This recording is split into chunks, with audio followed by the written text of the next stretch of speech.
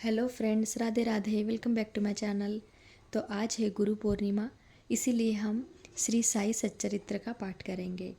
तो गुरु पूर्णिमा में अपने गुरु का आशीर्वाद ज़रूरी होता है, इसीलिए हम श्री साई सच्चरित्र से शुरुआत करेंगे। तो गाइस, हम पहला अध्याय की शुरुआत करते हैं। पहला अध्याय है श्री साई सच्चरित्र। अध्याय 1, वंदना। गेहूँ पीसने वाला एक अद्भुत संत। गेहूँ पीसने की कथा तथा उसका तात्पर्य। पुरातन पद्धति के अनुसार श्री हेमाड़ पंत श्री साई सच्चरित्र का आरंभ वंदना द्वारा करते हैं। प्रथम श्री गणेश को साष्टांग नमन करते हैं, जो कार्य को निर्विघ्न समाप्त कर उसको यशस्वी बनाते हैं, और कहते हैं कि श्री साई ही गणपति है। फिर भगवती सरस्वती को, जिन्होंने काव्य रचने की प्रेरणा दी, और कहते हैं कि श्री साई भगवती से भिन्न नहीं है, जो कि स्वयं ही अपना जीवन संगीत बयान कर रहे हैं। फिर ब्रह्मा, विष्णु और महेश, जो क्रमशः उत्पत्ति, स्थिति और संहार करता है, और कहते हैं कि श्री साई और वे अभिन्न है, वे स्वयं ही गुरु बनकर भवसागर से पार उतार देंगे। फिर अपने कुल देवता श्री नारायण आदिनाथ की वंदना करते हैं, जो कि कोकण में प्रकट हुए। कोकण वह भूमि है जिसे श्री परशुराम जी ने समुद्र से निकालकर स्थापित किया था। तत्पश्चात वे अपने कुल के गुरु आदि पुरुषों को नमन करते हैं। फिर श्री भारद्वाज मुनि को, जिनके गोत्र में उनका जन्म हुआ। पश्चात उन ऋषियों को, जैसे याज्ञवल्क्य, भृगु, पाराशर, नारद, वेदव्यास, सनक सनंदन, सनत कुमार, शुक, शौनक, विश्वामित्र, वशिष्ठ, वामदेव, जैमिनी, वैशंपायन, नवयोगींद्र इत्यादि तथा आधुनिक संत जैसे निवृत्ति, ज्ञानदेव, सोपान, मुक्ताबाई, जनार्दन, एकनाथ, नामदेव,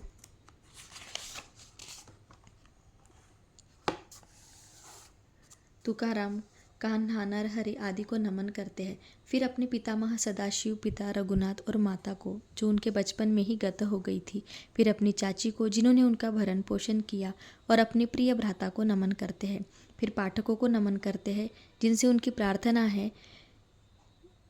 प्रार्थना है कि वे एकाग्र चित्त होकर कथामृत का पान करें। अंत में श्री सच्चिदानंद सद्गुरु श्री साईनाथ महाराज को, जो कि श्री दत्तात्रेय के अवतार और उनके आश्रयदाता है, और जो ब्रह्म सत्य जगन मिथ्या का बोध कराकर समस्त प्राणियों में एक ही ब्रह्म की व्याप्ति की अनुभूति कराते हैं। सर्वश्री पाराशर, व्यास और शांडिल्य आदि के समान भक्ति के प्रकारों का संक्षिप्त में वर्णन कर अब ग्रंथकार महोदय निम्नलिखित कथा प्रारंभ करते हैं। गेहूँ पीसने की कथा। सन 1910 में मैं एक दिन प्रातःकाल श्री साई बाबा के दर्शनार्थ मस्जिद में गया।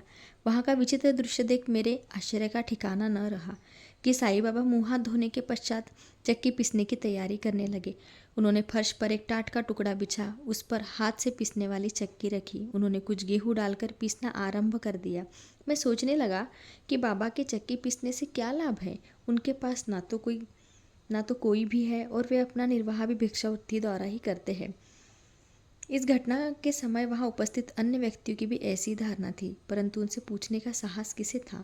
बाबा के चक्की पीसने का समाचार शीघ्र ही सारे गांव में फैल गया, और उनकी यह विचित्र लीला देखने हेतु तत्काल ही नर नारियों की भीड़ मस्जिद की ओर दौड़ पड़ी। उनमें से 4 निडर स्त्रियां भीड़ को चीरती हुई ऊपर आई, और बाबा को बलपूर्वक वहाँ से हटाकर उनके हाथ से चक्की का खूंटा छीनकर तथा उनकी लीलाओं का गायन करते हुए उन्होंने गेहूँ पीसना प्रारंभ कर दिया। पहले तो बाबा क्रोधित हुए, परंतु फिर उनका भक्तिभाव देख वे शांत होकर मुस्कुराने लगे।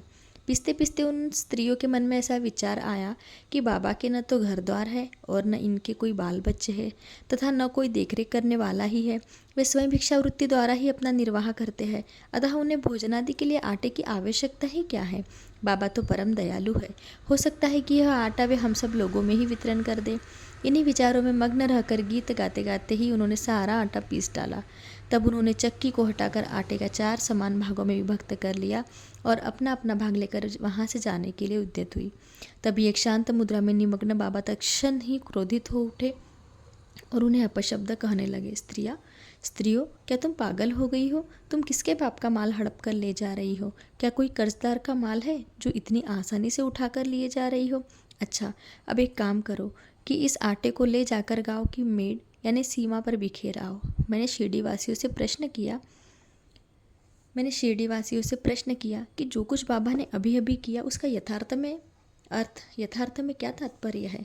उन्होंने मुझे बतलाया कि गांव में विषुची का यानी हैजा का जोरों से प्रकोप है, और उसके निवारणार्थ ही बाबा का यह उपचार है।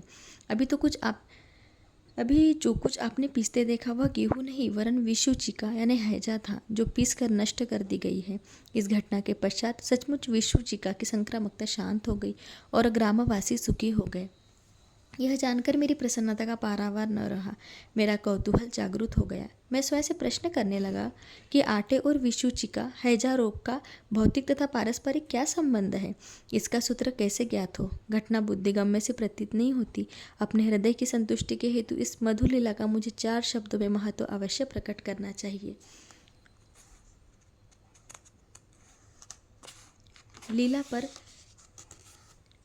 लीला पर चिंतन करते हुए मेरा हृदय प्रफुल्लित हो उठा और इस प्रकार बाबा का जीवन चरित्र लिखने के लिए मुझे प्रेरणा मिली। यह तो सब लोगों को विदित ही है कि यह कार्य बाबा की कृपा और शुभ आशीर्वाद से सफलतापूर्वक संपन्न हो गया। आटा पीसने का तात्पर्य। शिरडी वासियों ने इस आटा पीसने की घटना का जो अर्थ लगाया वह तो प्राय ठीक ही है, परंतु इसके अतिरिक्त मेरे विचार से कोई अन्य अर्थ भी है। बाबा शिरडी में 60 वर्षों तक रहे और इस दीर्घकाल में उन्होंने आटा पीसने का कार्य प्राय प्रतिदिन ही किया। पीसने का अभिप्राय गेहूं से नहीं वरन अपने भक्तों के पापों, दुर्भाग्यों, मानसिक तथा शारीरिक तापों से था। उनकी चक्की के 2 पाटों में ऊपर का पाट भक्ति तथा नीचे का कर्म था। चक्की की मुठिया जिसे पकड़कर वे पीसते थे वह था ज्ञान। बाबा का दृढ़ विश्वास था कि जब तक मनुष्य के हृदय से प्रवृत्तियाँ, आसक्ति, घृणा तथा अहंकार नष्ट नहीं हो जाते, जिनका नष्ट होना अत्यंत दुष्कर है, तब तक ज्ञान तथा आत्मानुभूति संभव नहीं है। यह घटना कबीरदास जी की इसके तदनुरूप घटना की स्मृति दिलाती है। कबीरदास जी एक स्त्री को अनाज पीसते देखकर अपने गुरु निपट निरंजन से कहने लगे कि मैं इसलिए रुदन कर रहा हूँ कि जिस प्रकार अनाज चक्की में पीसा जाता है उसी प्रकार मैं भी भवसागर रूपी चक्की में पीसे जाने की यातना का अनुभव कर रहा हूँ। उनके गुरु ने उत्तर दिया कि घबराओ नहीं, चक्की के केंद्र में जो ज्ञान रूपी दंड है उसे दृढ़ता से पकड़ लो। जिस प्रकार तुम मुझे करते देख रहे हो उससे दूर मत जाओ, बस केंद्र की ओर ही अग्रसर होते जाओ और तब यह निश्चित है कि तुम इस भवसागर रूपी चक्की से अवश्य ही बच जाओगे। श्री सद्गुरु साईनाथ अर्पणमस्तु। शुभम भवतु। अध्याय 1 समाप्त। अध्याय 2 ग्रंथ लेखन का ध्येय, कार्यारंभ में असमर्थता और साहस, गर्मागर्म बहस, अर्थपूर्ण उपाधि, हेमाड़ पंथ, गुरु की आवश्यकता। गत अध्याय में ग्रंथकार ने अपने मौलिक ग्रंथ श्री साई सच्चरित्र मराठी भाषा में उन कारणों पर प्रकाश डाला था जिनके द्वारा उन्हें ग्रंथ रचना के कार्य को आरंभ करने की प्रेरणा मिली। अब वे ग्रंथ पठन के योग्य अधिकारियों तथा अन्य विषयों का इस अध्याय में विवेचन करते हैं। ग्रंथ लेखन का हेतु, किस प्रकार विषुचिका यानी हैजा के रोग के प्रकोप को आटा पिसवाकर तथा उसको ग्राम से बाहर फेंकवाकर रोका तथा उसका उन्मूलन किया, बाबा की इस लीला का प्रथम अध्याय में वर्णन किया जा चुका है। मैंने और भी लीलाएं सुनी जिससे मेरे हृदय को अति आनंद हुआ और यही आनंद का स्रोत काव्य रूप में प्रकट हुआ। मैंने यह भी सोचा कि इन महान आश्चर्यजनक लीलाओं का वर्णन बाबा के भक्तों के लिए मनोरंजक एवं शिक्षाप्रद सिद्ध होगा तथा उनके पाप समूल नष्ट हो जाएंगे। इसलिए मैंने बाबा की पवित्र जीवन गाथा और उनके मधुर उपदेशों का लेखन प्रारंभ कर दिया। श्री साई की जीवन न तो उलझनपूर्ण है और न संकीर्ण है, वरन सत्य और आध्यात्मिक मार्ग का वास्तविक दिग्दर्शन कराती है। कार्य आरंभ करने में असमर्थता और साहस। श्री हेमाड़पंत को यह विचार आया कि मैं इस कार्य के लिए उपयुक्त पात्र नहीं हूँ। मैं तो अपने परम मित्र की जीवनी से भी भली भांति परिचित नहीं हूँ और न ही अपने प्रकृति से। तब फिर मुझसरी का मूढ़मती भला एक महान सत्पुरुष की जीवनी लिखने का दुस्साहस कैसे कर सकता है। अवतारों की प्रवृत्ति के वर्णन में वेद भी अपनी असमर्थता प्रकट करते हैं। किसी संत का चरित्र समझने के लिए स्वयं को पहले संत होना नितांत आवश्यक है, फिर मैं तो उनका गुणगान करने के सर्वथा अयोग्य ही हूँ। संत की जीवनी लिखने में एक महान साहस की आवश्यकता है और कहीं ऐसा न हो कि 4 लोगों के समक्ष हास्य का पात्र बनना पड़े। इसलिए श्री साई बाबा की कृपा प्राप्त करने के लिए मैं ईश्वर से प्रार्थना करने लगा। महाराष्ट्र के संत श्रेष्ठ श्री ज्ञानेश्वर महाराज का कथन है कि संत चरित्र के रचयिता से परमात्मा अति प्रसन्न होता है। तुलसीदास जी ने कहा है कि साधु चरित शुभ सरिस कपासु नीरस विशद गुणमय फल जासु, जो सही दुख पर छिद्र दुरावा, वंदनीय जेहि जग जस पावा। भक्तों को भी संतों की सेवा करने की इच्छा बनी रहती है। संतों की कार्य पूर्ण करा लेने की प्रणाली भी विचित्र ही होती है। यथार्थ प्रेरणा तो संत ही किया करते हैं, भक्त तो निमित्त मात्र, या कहिए कि कार्यपूर्ति के लिए स्वयं एक यंत्र मात्र है।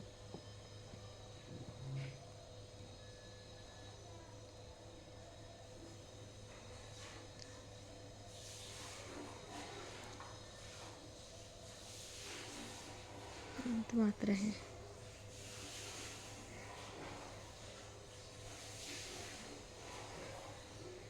उदाहरणार्थ शकस 1700 में कवि महीपति को संत चरित्र लेखन की प्रेरणा हुई। ईश्वर ने संतों में अथक प्रेरणा पैदा की और कार्य पूर्ण हो गया। इसी प्रकार शकस 1800 में श्री दासगणु की सेवा स्वीकार हुई। महीपति ने 4 काव्य रचे। शकस 1800 में श्री दासगणु की सेवा स्वीकार हुई। महीपति ने 4 काव्य रचे, भक्त विजय, संत विजय, भक्त लीलामृत और संत लीलामृत, और दासगणु ने केवल 2, भक्त लीलामृत और संत कथामृत, जिसमें आधुनिक संतों के चरित्रों का वर्णन है। भक्त लीलामृत के अध्याय 31, 32 और 33 तथा संत कथामृत के 57वें अध्याय में श्री साईं बाबा की मधुर जीवनी तथा मधुर अमूल्य उपदेशों का वर्णन सुंदर एवं रोचक ढंग से किया गया है। इनका उद्धरण श्री साई लीला पत्रिका के अंक 11, 12 और 17 में दिया गया है। पाठकों से इनके पठन का अनुरोध है। इसी प्रकार श्री साई बाबा की अद्भुत लीलाओं का वर्णन एक बहुत सुंदर छोटी सी पुस्तिका श्री साईनाथ भजनमाला में किया गया है। इसकी रचना बांद्रा की श्रीमती सावित्रीबाई रघुनाथ तेंदुलकर ने की है। श्री दासगणु महाराज ने भी श्री साईं बाबा पर कई मधुर कविताओं की रचना की है। एक और भक्त अमीदास भवानी मेहता ने भी बाबा की कुछ कथाओं को गुजराती में प्रकाशित किया है। साई प्रभा नामक पत्रिका में भी कुछ लीलाएं शिरडी के दक्षिणा भिक्षा संस्थान द्वारा प्रकाशित की गई है। अब प्रश्न यह उठता है कि जब श्री साईनाथ महाराज के जीवन पर प्रकाश डालने वाला इतना साहित्य उपलब्ध है, फिर एक और ग्रंथ साई सच्चरित्र रचने की आवश्यकता ही कहाँ पैदा होती है। इसका उत्तर केवल यही है कि श्री साईं बाबा की जीवनी सागर के सदृश अगाध, विस्तृत और अथाह है। यदि उसमें गहरे गोते लगाए जाए तो ज्ञान एवं भक्ति रूपी अमूल्य रत्नों की सहज ही प्राप्ति हो सकती है, जिससे मुमुक्षुओं को बहुत लाभ होगा। श्री साईं बाबा की जीवनी, उनके दृष्टांत एवं उपदेश महान आश्चर्य से परिपूर्ण है। दुख और दुर्भाग्यग्रस्त मानव को इनसे शांति और सुख प्राप्त होगा तथा लोक व परलोक में श्रेयस की प्राप्ति होगी। यदि श्री साईं बाबा के उपदेशों का जो कि वैदिक शिक्षा के समान ही मनोरंजक और शिक्षाप्रद है, ध्यानपूर्वक श्रवण एवं मनन किया जाए तो भक्तों को अपने मनोवांछित फल की प्राप्ति हो जाएगी, अर्थात ब्रह्म से जग अभिन्नता, अष्टांग योग की सिद्धि और समाधि आनंद आदि की प्राप्ति सहज सरलता से हो जाएगी। यह सोचकर ही मैंने चरित्र की कथाओं को संकलित करना प्रारंभ कर दिया। साथ ही यह विचार भी आया कि मेरे लिए सबसे उत्तम साधना भी केवल यही है कि जो भोले भाले प्राणी श्री साईं बाबा के दर्शनों से अपने नेत्र सफल करने के सौभाग्य से वंचित रहे हैं, उन्हें यह चरित्र अति आनंददायक प्रतीत होगा। अतः मैंने भी अपना अहंकार उनके श्री चरणों पर निछावर कर दिया। मैंने सोचा कि अब मेरा पथ अति सुगम हो गया है और बाबा मुझे इलोक और परलोक में सुखी बना देंगे। मैं स्वयं बाबा की आज्ञा प्राप्त करने का साहस नहीं कर सकता था, अतः मैंने श्री माधवराव उपनम श्यामा से, जो कि बाबा के अंतरंग भक्तों में से एक थे, इस हेतु प्रार्थना की। उन्होंने इस कार्य के निमित्त श्री साईं बाबा से विनम्र शब्दों में इस प्रकार प्रार्थना की। ये अन्ना साहब आपकी जीवनी लिखने के लिए अति उत्सुक है, परंतु आप कृपया ऐसा न कहना कि मैं तो एक फ़कीर हूँ तथा मेरी जीवनी लिखने की आवश्यकता ही क्या है। आपकी केवल कृपा और अनुमति से ही ये लिख सकेंगे, अथवा आपके श्री चरणों का पुण्य प्रताप ही इस कार्य को सफल बना देगा। आपकी अनुमति तथा आशीर्वाद के अभाव में कोई भी कार्य यशस्वी नहीं हो सकता। यह प्रार्थना सुनकर बाबा को दया आ गई और उन्होंने आश्वासन और उदी देकर अपना वरद हस्त मेरे मस्तक पर रखा और कहने लगे कि इन्हीं जीवनी और दृष्टांतों को एकत्रित कर लिपिबद्ध करने दो। मैं इनकी सहायता करूंगा। मैं स्वयं ही अपनी जीवनी लिखकर भक्तों की इच्छा पूर्ण करूंगा, परंतु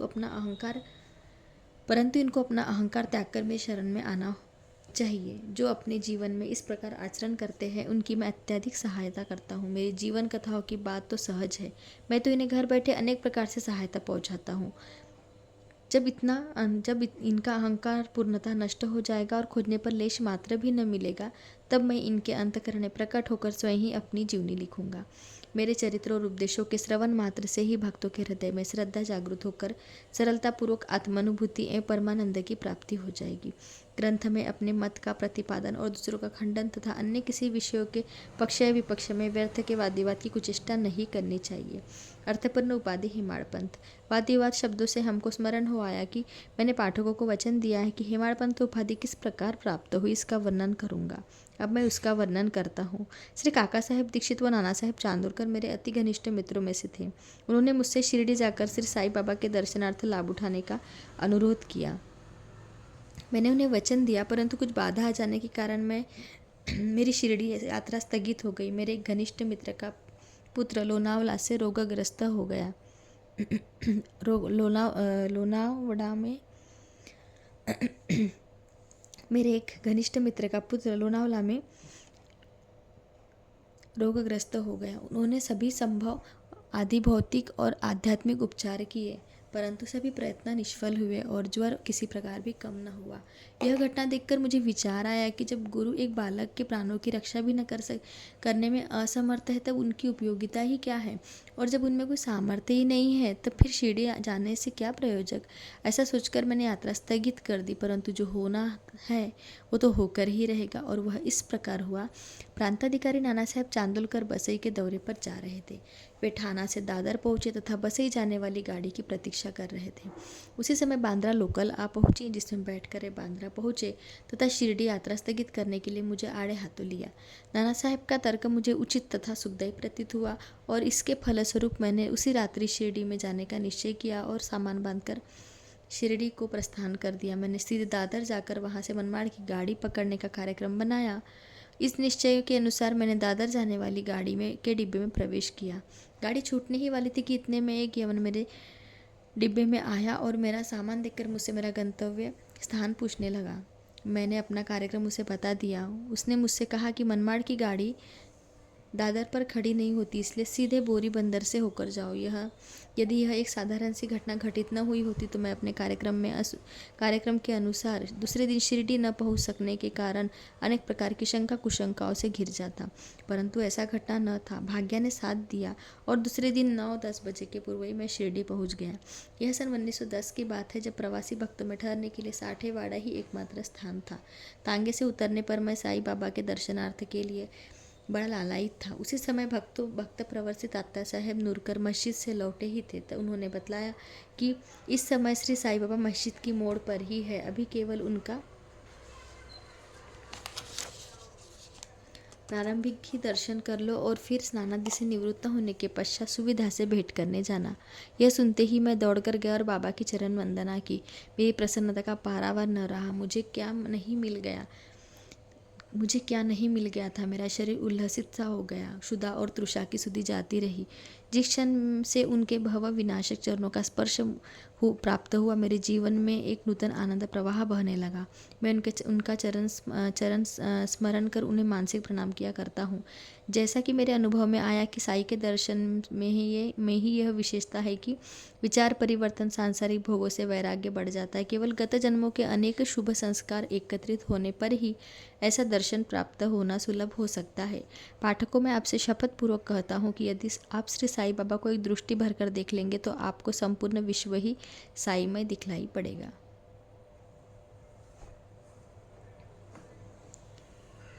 गर्मा गर्म बहस। शिरडी पहुंचने के प्रथम दिन ही बाबा साहेब तथा मेरे बीच गुरु की आवश्यकता पर वाद विवाद छिड़ गया।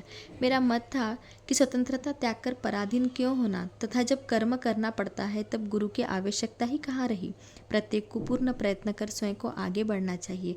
गुरु शिष्य के लिए करता ही क्या है, वह तो सुख से निद्रा का आनंद लेता है।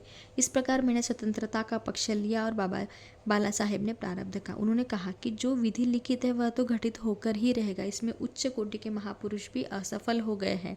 कहावत है, मेरे मन कछु और कहे विधाता के कछु और फिर परामर्श युक्त शब्दों में बोले, भाई साहेब, यह निरी विद्वत्ता छोड़ दो, यह अहंकार तुम्हारी कुछ भी सहायता न कर सकेगा। और इस प्रकार दोनों पक्षों में खंडन मंडन में लगभग 1 घंटा व्यतीत हो गया और सदैव की भांति कोई निष्कर्ष न निकल सका। इसलिए तंग और विवश होकर विवाद स्थगित करना पड़ा।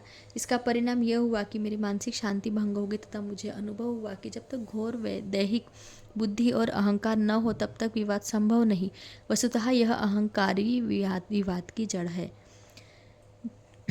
जब अन्य लोगों के साथ मैं मस्जिद गया तब बाबा ने काका साहेब को संबोधित कर प्रश्न किया कि साठेवाड़ा में क्या चल रहा है, किस विषय में विवाद था। फिर मेरी ओर दृष्टिपात कर बोले कि इन हेमाड़पंत ने क्या कहा। ये शब्द सुनकर मैं अधिक अचंबा हुआ। साठेवाड़ा और मस्जिद में पर्याप्त अंतर था। सर्वत्र या अंतर्यामी हुए बिना बाबा को विवाद का ज्ञान कैसे हो सकता था।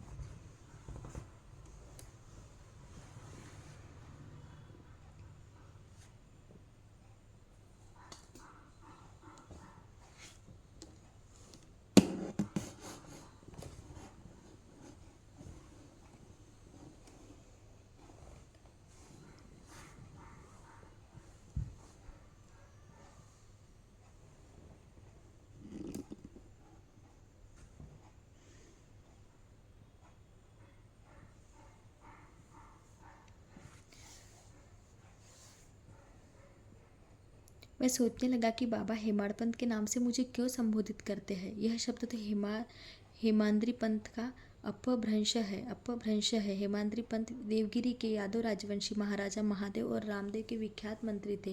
वे उच्च कोटि के विद्वान, उत्तम प्रकृति और चतुर वर्ग चिंतामणि जिससे आध्यात्मिक विषयों का विवेचन है और राज प्रशस्ति जैसे उत्तम काव्यों के रचयिता थे। उन्होंने ही हिसाब किताब रखने की नवीन प्रणाली का आविष्कार किया था और बही खाते की पद्धति को जन्म दिया था और कहा कि मैं इसके विपरीत एक अज्ञानी, मूर्ख और मंदमती हूँ। अतः मेरी समझ में यह न आ सका कि मुझे इस विशेष उपाधि से विभूषित करने का क्या तात्पर्य है। गहन विचार करने पर भी मैं इस निष्कर्ष गहन विचार करने पर मैं इस निष्कर्ष पर पहुंचा कि कहीं मेरे अहंकार को चूर्ण करने के लिए ही तो बाबा ने इस अस्त्र का प्रयोग नहीं किया है, ताकि मैं भविष्य में सदैव के लिए निर्भिमानी एवं निमग्न निर्भिमानी एवं विनम्र हो जाऊँ। अथवा कहीं यह मेरे वाक चातुर्य की उपलक्ष्य में मेरी प्रशंसा तो नहीं है। भविष्य पर दृष्टिपात करने से प्रतीत होता है कि बाबा के द्वारा हेमाड़पंत की उपाधि से विभूषित करना कितना अर्थपूर्ण और भविष्य गोचर था। सर्वविदित है कि कालांतर में दाभोल करने श्री साई बाबा संस्थान का प्रबंध कितने सुचारू एवं विद्वत्तापूर्ण ढंग से किया था। हिसाब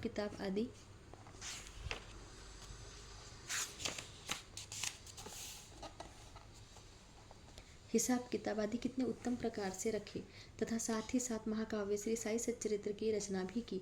इस ग्रंथ में महत्वपूर्ण और आध्यात्मिक विषयों जैसे ज्ञान, भक्ति, वैराग्य, शरणागति व आत्मनिवेदन आदि का समावेश है। गुरु की आवश्यकता इस विषय में बाबा ने क्या उद्गार प्रकट किए, इस पर हेमाड़पंत द्वारा लिखित कोई लेख या स्मृति पत्र प्राप्त नहीं है, परंतु काका साहेब दीक्षित ने इस विषय पर अनेक लेख प्रकाशित किए हैं। बाबा से भेंट करने के दूसरे दिन हेमाड़पंत और काका साहेब ने मस्जिद में जाकर घर लौटने की अनुमति मांगी। बाबा ने स्वीकृति दे दी। किसी ने प्रश्न किया, बाबा कहाँ जाए? उत्तर मिला, ऊपर जाओ। प्रश्न, मार्ग कैसा है? बाबा ने कहा, अनेक पंथ है, यहाँ से भी एक मार्ग है, परंतु यह मार्ग दुर्गम है तथा सिंह और भेड़िए भी मिलते हैं। काका साहेब ने कहा, यदि पथ प्रदर्शक भी साथ हो तो? बाबा ने कहा, तब कोई कष्ट न होगा। पथ प्रदर्शक तुम्हारी सिंह, भेड़िए और खंदकों से रक्षा कर तुम्हें सीधे निर्दिष्ट स्थान पर पहुंचा देगा, परंतु उसके अभाव में जंगल में मार्ग भूलने या गड्ढे में गिर जाने की संभावना है।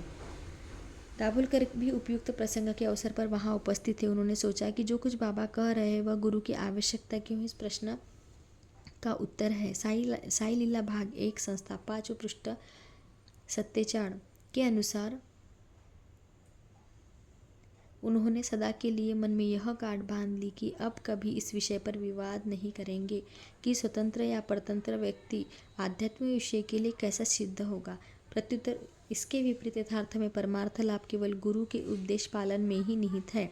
इन उपदेशों का वर्णन मूल काव्य ग्रंथ के इसी अध्याय में किया गया है, जिसमें लिखा है कि राम और कृष्ण महान अवतारी होते हुए भी आत्मानुभूति के लिए राम को अपने गुरु वशिष्ठ और कृष्ण को अपने गुरु संदीपनी की शरण में जाना पड़ा था। इस मार्ग में उन्नति प्राप्त करने के लिए केवल श्रद्धा और धैर्य, ये ही 2 गुण सहायक है।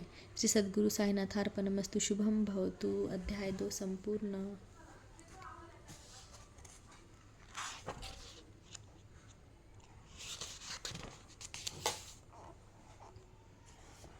अध्याय 3 श्री साई बाबा की स्वीकृति, आज्ञा और प्रतिज्ञा, भक्तों को कार्य समर्पण, बाबा की लीलाएं, ज्योतिस्तंभ स्वरूप, मातृ प्रेम, रोहिला की कथा, उनके मधुर अमृतोपदेश। श्री साई बाबा की स्वीकृति और वचन देना। जैसा कि गत अध्याय में वर्णन किया जा चुका है, बाबा ने सच्चरित्र लिखने की अनुमति देते हुए कहा कि सच्चरित्र लेखन के लिए मेरी पूर्ण अनुमति है। तुम अपना मन स्थिर कर मेरे वचनों में श्रद्धा रखो और निर्भय होकर कर्तव्य पालन करते रहो। यदि मेरी लीलाएं लिखी गई तो अविद्या का नाश होगा तथा ध्यान व भक्तिपूर्वक श्रवण करने से दैहिक बुद्धि नष्ट होकर भक्ति और प्रेम की तीव्र लहर प्रवाहित होगी, और जो इन लीलाओं को अधिक गहराई तक खोज करेगा उसे ज्ञान रूपी अमूल्य रत्न की प्राप्ति हो जाएगी। इन वचनों को सुनकर हेमाड पंत को अति हर्ष हुआ और वे निर्भय हो गए। उन्हें दृढ़ विश्वास हो गया कि अब कार्य अवश्य ही सफल होगा। बाबा ने श्यामा की ओर दृष्टिपात कर कहा, जो प्रेम पूर्वक मेरा नाम स्मरण करेगा मैं उसकी समस्त इच्छाओं को पूर्ण कर दूंगा। उसकी भक्ति में उत्तरोत्तर वृद्धि होगी। जो मेरे चरित्र और कृत्यों का श्रद्धापूर्वक गायन करेगा उसकी मैं हर प्रकार से सदैव सहायता करूंगा। जो भक्तगण हृदय और प्राणों से मुझे चाहते हैं उन्हें मेरी कथाएं श्रवण कर स्वभावतः प्रसन्नता होगी। विश्वास रखो कि जो कोई मेरी लीलाओं का कीर्तन करेगा उसे परमानंद और चिर संतोष की उपलब्धि हो जाएगी। यह मेरा वैशिष्ट्य है कि जो कोई अनन्य भाव से मेरी शरण आता है, जो श्रद्धापूर्वक मेरा नाम, मेरा पूजन, निरंतर स्मरण और मेरा ही ध्यान किया करता है, उसको मैं मुक्ति प्रदान कर देता हूँ। जो नित्य प्रति मेरा नाम स्मरण और पूजन कर मेरी कथाओं और लीलाओं का प्रेम पूर्वक मनन करते हैं, ऐसे भक्तों में सांसारिक वासनाएं और अज्ञान रूपी प्रवृत्तियां कैसे ठहर सकती है। मैं उन्हें मृत्यु के मुख से बचा लेता हूँ। मेरी कथाएं श्रवण करने से मुक्ति हो जाएगी। अतः मेरी कथाओं को श्रद्धापूर्वक सुनो, मनन करो। सुख और संतोष प्राप्त का सरल मार्ग ही यही है। इसे श्रोताओं के चित्त को शांति प्राप्त होगी, और जब ध्यान प्रगाढ़ हो और विश्वास दृढ़ हो जाएगा तब अखंड चैतन्य घन से अभिन्नता प्राप्त हो जाएगी। केवल साई साई के उच्चारण मात्र से ही उनके समस्त पाप नष्ट हो जाएंगे।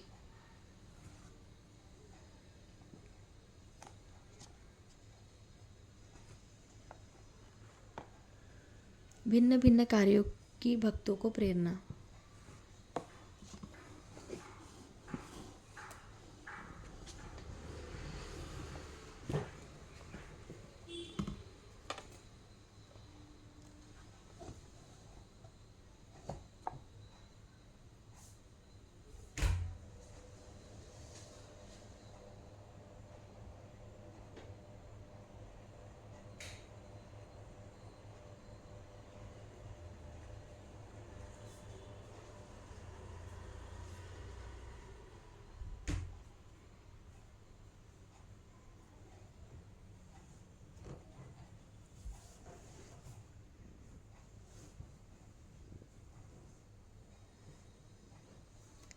भिन्न भिन्न कार्यों की भक्तों को प्रेरणा।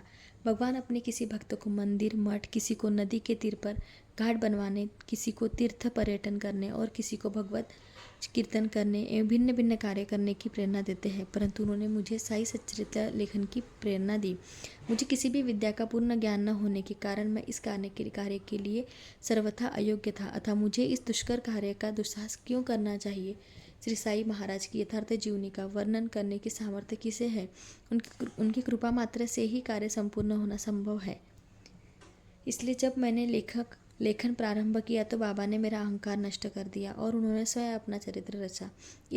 अतः इस चरित्र का श्रेय उन्हें ही है, मुझे नहीं। जन्मतः ब्राह्मण होते हुए भी मैं दिव्य चक्षु विहीन था, अतः साई सच्चरित्र लिखने में सर्वथा अयोग्य था। परंतु श्री हरि कृपा से क्या संभव नहीं है। मुख भी वाचाल हो जाता है और पंगु भी गिरिवर चढ़ जाता है। अनन्याश्चिन्तयन्तो मा ये जनाः पर्युपासते तेषा नित्याभियुक्तानां योगक्षेमं वहाम्यहम्। गीता 9:22वां श्लोक। अपनी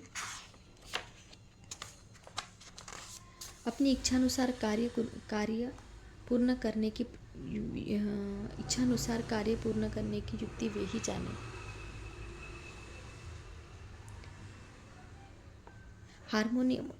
हारमोनियम और बंसी को यह आभास कहाँ की ध्वनि कैसे प्रसारित हो रही है, इसका ज्ञान तो वादक को ही है। चंद्रकांत मणि की उत्पत्ति और ज्वार भाटे का रहस्य मणि अथवा उदधि नहीं वरन शशि कलाओं के घटने बढ़ने में ही निहित है। बाबा का चरित्र ज्योति स्तंभ स्वरूप। समुद्र में अनेक स्थानों पर ज्योति स्तंभ इसलिए बनाए जाते हैं जिससे नाविक चट्टान और दुर्घटनाओं से बच जाए और जहाज को कोई हानि न पहुंचे। इस भवसागर में श्री साई बाबा का चरित्र ठीक उपयुक्त की भांति ही उपयोगी है। वह अमृत से भी अति मधुर और सांसारिक पथ को सुगम बनाने वाला है। जब वह कानों के द्वारा हृदय में प्रवेश करता है तब दैहिक बुद्धि नष्ट हो जाती है और हृदय में एकत्रित करने से समस्त कुशंकाएं लोप हो जाती है। अहंकार का विनाश हो जाता है तथा बौद्धिक आवरण लुप्त होकर ज्ञान प्रकट हो जाता है। बाबा की विशुद्ध कीर्ति का वर्णन निष्ठापूर्वक श्रवण करने से भक्तों के पाप नष्ट होंगे। अतः यह मोक्ष प्राप्ति का भी सरल साधन है। सत्य युग में शम तथा दम, त्रेता में त्याग, द्वापर में पूजन और कलयुग में भगवत कीर्तन ही मोक्ष का साधन है। यह अंतिम साधन चारों वर्ण के लोगों को साध्य भी है। अन्य साधन योग, त्याग, ध्यान, धारणा आदि आचरण करने में कठिन है, परंतु चरित्र तथा हरि कीर्तन का श्रवण तो अत्यंत ही सुलभ है। केवल उन पर ध्यान देने की ही तो आवश्यकता है। कथा श्रवण और कीर्तन से इंद्रियों की स्वाभाविक विषयासक्ति नष्ट हो जाती है और भक्ति वासना रहित होकर आत्म साक्षात की ओर अग्रसर हो जाता है। इसी फल को प्रदान करने के हेतु उन्होंने सच्चरित्र की रचना कराई। भक्तगण सब सरलतापूर्वक चरित्र का अवलोकन करें और साथ ही उनके मनोहर स्वरूप का ध्यान कर गुरु और भगवत भक्ति के अधिकारी बने तथा निष्काम होकर आत्म साक्षात्कार को प्राप्त हो। साई सच्चरित्र का सफलतापूर्वक संपूर्ण होना यह साई महिमा ही समझे। हमें तो केवल एक निमित्त मात्र ही बनाया गया है। मातृ प्रेम। गाय को अपने बछड़े पर प्रेम सर्वविदित ही है। उसके स्तवन सदैव दुग्ध से पूर्ण रहते हैं और जब भूखा बछड़ा स्तन की ओर दौड़कर आता है तो दुग्ध की धारा स्वतः प्रवाहित होने लगती है। उसी प्रकार माता भी अपने बच्चों की आवश्यकता का पहले से ही ध्यान रखती है और ठीक समय पर उसे स्तनपान कराती है। वह बालक का श्रृंगार उत्तम ढंग से करती है, परंतु बालक को उसका कोई भान ही नहीं होता। बालक के सुंदर श्रृंगारित को देखकर माता के हर्ष का पारावार नहीं रहता। माता का प्रेम विचित्र, असाधारण और निस्वार्थ है, जिसकी कोई उपमा नहीं है। ठीक इसी प्रकार सद्गुरु का प्रेम अपने शिष्य पर होता है। ऐसा ही प्रेम बाबा का मुझ पर था। उदाहरणार्थ वह निम्न प्रकार था। सन 1916 में मैंने नौकरी से अवकाश ग्रहण किया। जो पेंशन मुझे मिलती थी वह मेरे कुटुंब के निर्वाह के लिए अपर्याप्त थी। उसी वर्ष की गुरु पूर्णिमा के दिवस में अन्य भक्तों के साथ शिरडी गया। वहाँ अन्ना चिंचनी करने स्वतः मेरे लिए बाबा से इस प्रकार प्रार्थना की, इन पर कृपा करो। जो पेंशन इन्हें मिलती है वह निर्वाह योग्य नहीं है। कुटुंब में वृद्धि हो रही है, कृपया और कोई नौकरी दिला दीजिए ताकि इनकी चिंता दूर हो और वे ये सुखपूर्वक रहे। बाबा ने उत्तर दिया कि इन्हें नौकरी मिल जाएगी, परंतु परंतु अब इन्हें मेरी सेवा में ही आनंद लेना चाहिए। इनकी इच्छा सदैव पूर्ण होगी। इन्हें अपना ध्यान मेरी ओर आकर्षित कर अधार्मिक तथा दुष्ट जनों की संगति से दूर रहना चाहिए। इन्हें सबसे दया और नम्रता का बर्ताव और अंतःकरण से मेरी उपासना करनी चाहिए। यदि वे इस प्रकार आचरण कर सके तो नित्यानंद के अधिकारी हो जाएंगे। रोहिला की कथा। यह कथा श्री साईं बाबा के समस्त प्राणियों पर समान प्रेम की सूचक है। इस समय रोहिला जाति का एक मनुष्य शिरडी में आया। वह ऊंचा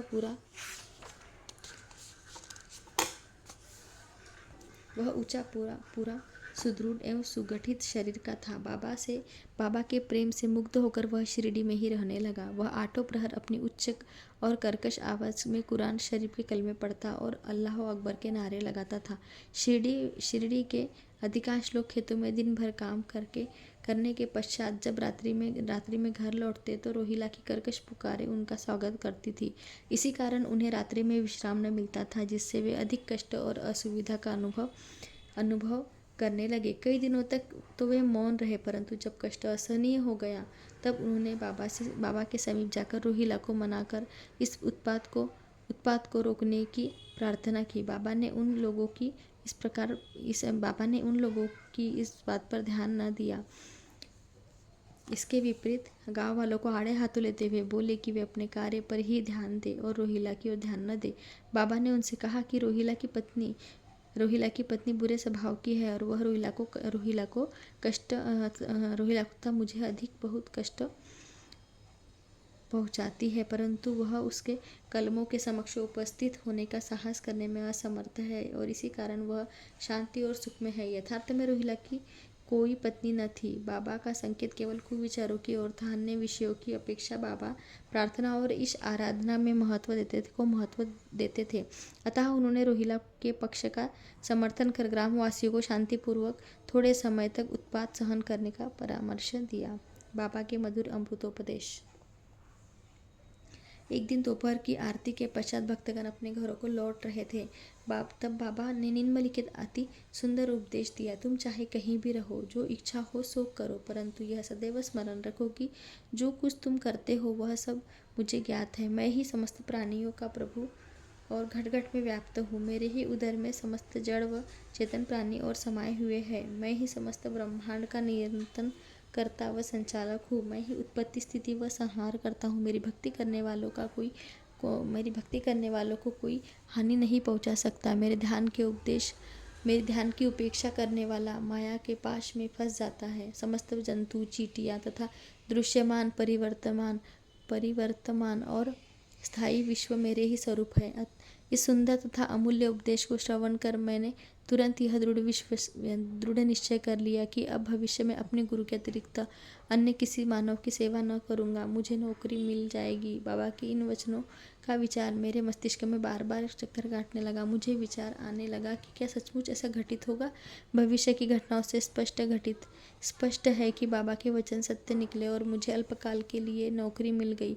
इसके पश्चात मैं स्वतंत्र होकर एकचित्त से जीवन पर्यंत बाबा की ही सेवा करने लगा। इस अध्याय को समाप्त करने से पूर्व मेरे पाठकों से विनम्र प्रार्थना है कि वे समस्त बाधाएं जैसे आलस्य, निद्रा, मन की चंचलता व इंद्रिय आसक्ति दूर कर और एकचित्त हो अपना ध्यान बाबा की लीलाओं की ओर दे और स्वाभाविक प्रेम निर्माण कर भक्ति रहस्य को जाने तथा अन्य साधनाओं में व्यर्थ श्रमित न हो। उन्हें केवल एक सुगम उपाय का पालन करना चाहिए और वह है श्री साई लीलाओं का श्रवण। इससे उनका अज्ञान नष्ट होकर मोक्ष का द्वार खुल जाएगा। जिस प्रकार अनेक स्थानों में भ्रमण करते हुए भी लोभी पुरुष अपने गड़े हुए धन के लिए सतत निश्चिंत रहता है, उसी प्रकार श्री साई को अपने हृदय में धारण करो। अगले अध्याय में श्री साई बाबा के शिरडी आगमन का वर्णन होगा। श्री सद्गुरु साईनाथार्पणमस्तु। शुभम भवतु। जय साईनाथ। अध्याय 3 पूर्ण।